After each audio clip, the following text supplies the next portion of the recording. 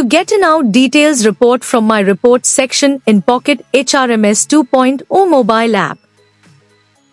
First, log in to Pocket HRMS 2.0 mobile app.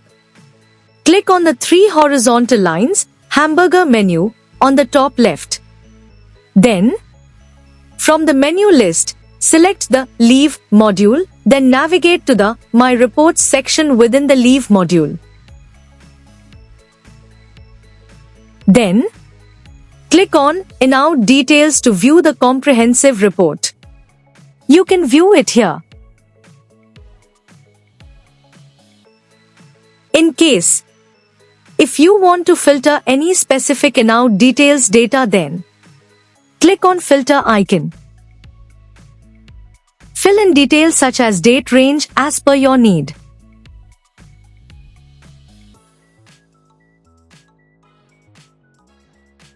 And click on Search.